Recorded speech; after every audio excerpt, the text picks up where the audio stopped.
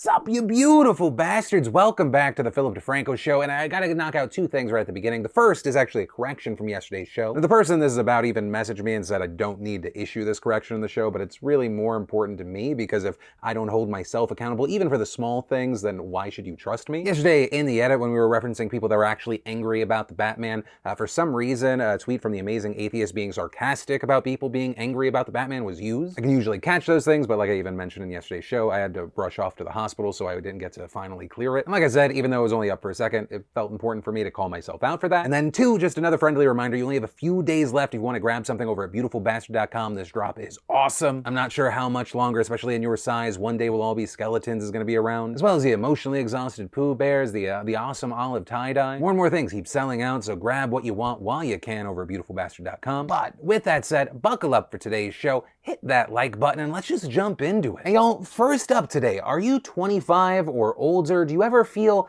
inexplicably dumb? Do you ever look over at your weird friends and you're like, why are we this way? Well, I might actually have the answer for you today. A new study estimates that over 170 million Americans, or over half the US adult population through 2015, were exposed to harmful levels of lead as children. The paper, published in the Proceedings of the National Academy of Sciences on Monday, examined early childhood exposures between 1940 and 2015, and of course, the older you are, the more metal you probably inhale. With a whopping 90% of children born between 1950 and 1981 having blood lead levels higher than the CDC threshold. And as we're all tragically aware from the criminal poisoning of Flint, Michigan's population back in 2014, lead ain't super healthy for you. Right, nearly 30,000 children who bathed in and drank from that water supply are now struggling in school years later. And this study suggests that a lot more of us have suffered as well. Exposure to the substance during early childhood when the brain and nervous system are still developing resulted in a 2.6 point drop in IQ. And the researchers only studied exposure to leaded gasoline, which was the dominant way that it happened from the 40s through the 80s. So that doesn't even count paint, dust, soil, even playgrounds. Plus, it's not like the problem is totally gone now. I mean, we regulate it much better, but lead is still all over the place. With the CDC estimating that 500,000 kids aged 1 to 5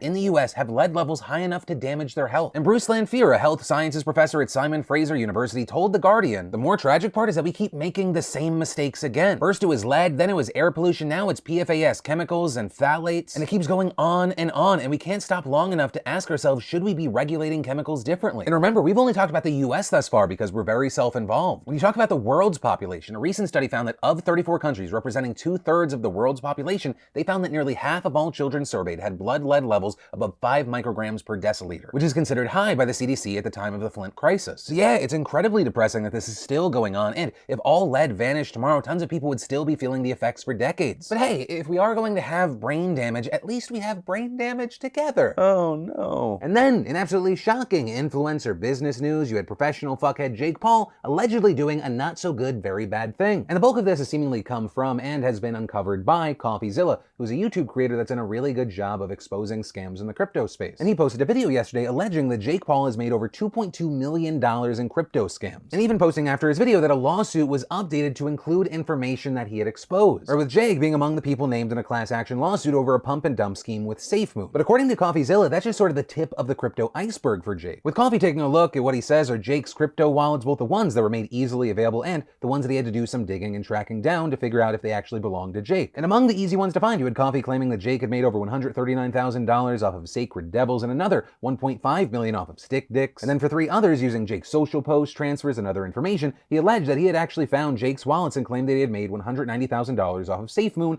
$50,000 off of MilfCoin, and $300,000 off of Yummy, which collectively brought him to the rough total of $2.2 million.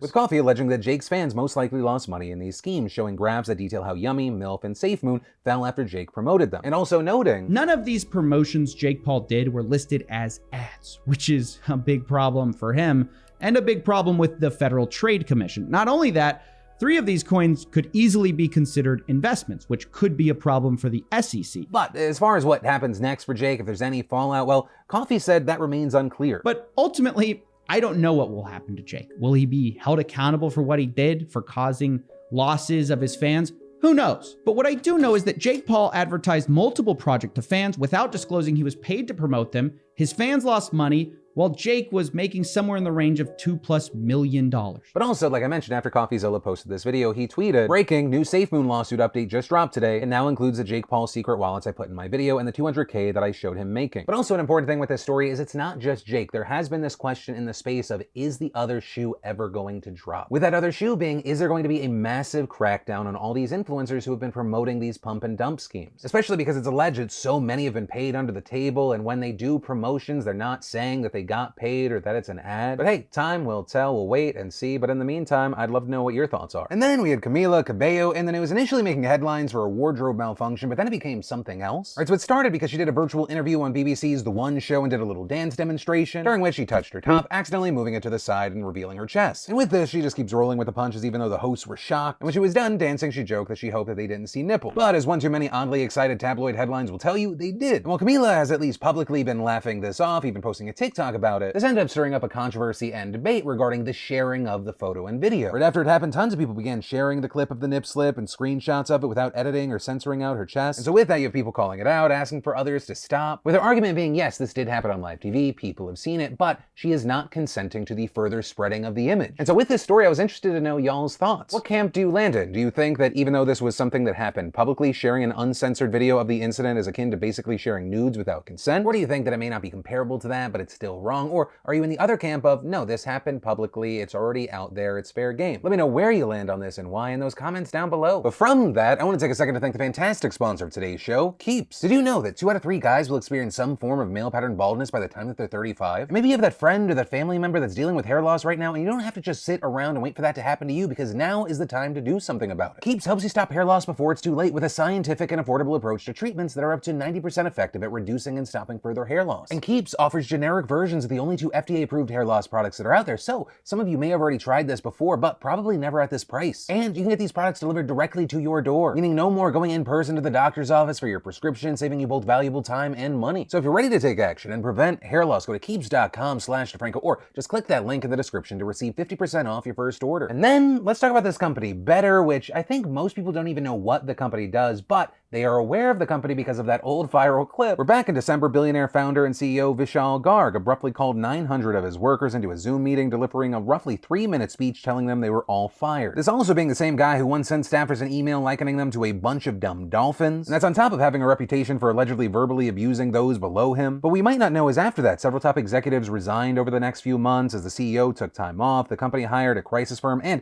plans to go public got delayed. Which, I mean, all of that's just a catastrophic fall for a startup that had raised $500 million from SoftBank last April, pushing its valuation to $6 billion. And now this online mortgage lender is back in the news because they're about to fire between 3,000 to 4,000 of its roughly 8,000 employees. With TechCrunch breaking this news and saying that some of the employees believe that they're being laid off because they logged onto their company accounts today and saw a tab for severance pay at the top. With one person asking, was this the way we were supposed to find out? Another worker calling this coward shit grade A. And then it gets confusing because multiple others say their severance tabs later disappeared, making them wonder, was it a mistake? Those sources familiar with the internal matters did reportedly say to believe the massive layoffs will happen tomorrow, adding that it was going to happen earlier in the month, but executives moved the date around because they were unhappy that it was leaked a couple of weeks ago. And as far as why is this happening, TechCrunch reported that the layoffs are probably a result of rising interest rates cutting into the demand for refinancing, which is leading Better.com to shift toward helping people find and purchase new loans instead. And I'm just really left feeling bad for the employees, right? One said since the layoffs, everyone's been on edge. We're looking behind our backs, expecting to get fired next. It's not a healthy environment. And they're working for this company that apparently isn't even able to fire people properly. And then in major political news, the Supreme Court actually made a decision that did not directly benefit Republicans. Right, so yesterday, the Supreme Court rejected GOP efforts to block court-imposed congressional maps in North Carolina and Pennsylvania, a move that will now likely allow Democrats to have more seats in Congress than they would have under versions of the map drawn by the state's GOP-held legislatures. In the North Carolina case, Republican leaders had asked the justices to reinstate their initial map after the state Supreme Court had tossed it out and installed a new one, ruling that Republicans had illegally gerrymandered it to benefit them in violation of the state constitution, with the High Court denying that request without providing a reason, as is common for emergency requests like this. Meanwhile, in the Pennsylvania case, Republican voters and candidates sued state officials in federal court over a map imposed by the state Supreme Court after the Democratic governor vetoed the original version written by the GOP legislature. And when the federal court didn't act immediately to grant them relief, the group asked SCOTUS to step in. But the High Court said that it would not grant the request to put a hold on the map, saying in an unsigned order that any action would be premature because the federal court is literally still considering the matter. And so while opponents of these Republican gerrymandered maps cheered the court's decision here, others also noted a very concerning prospect the court appeared to consider, where both of these case is centered around interpretations of the election clause of the U.S. Constitution, which states, times, places, and manner of holding elections for senators and representatives shall be prescribed in each state by the legislature thereof. And in the North Carolina case, Republicans asked SCOTUS to embrace the totally unprecedented legal theory that the clause should be interpreted as giving state legislatures the power to make election rules sans federal legislation. In other words, if this theory is embraced, it would make it so that state courts are entirely powerless to change congressional maps adopted by state legislatures,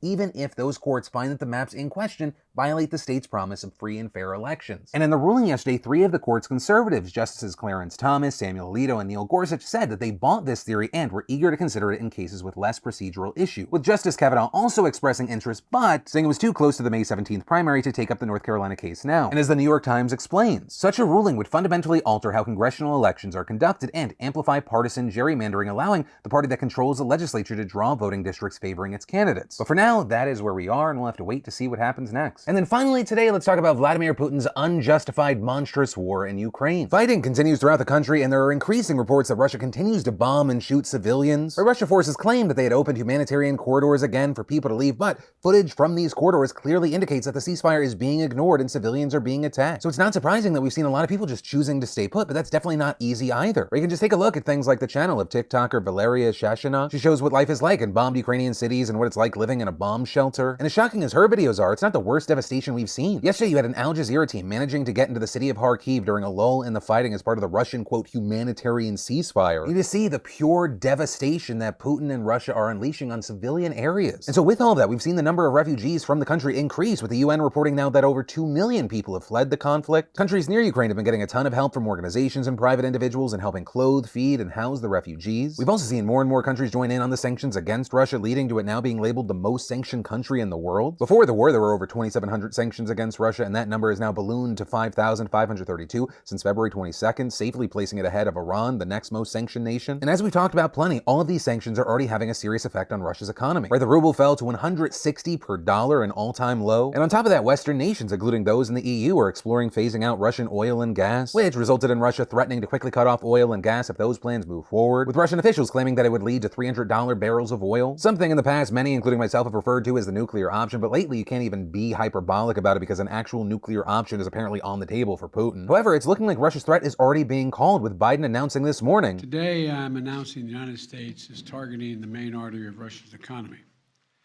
We're banning all imports of Russian oil and gas and energy.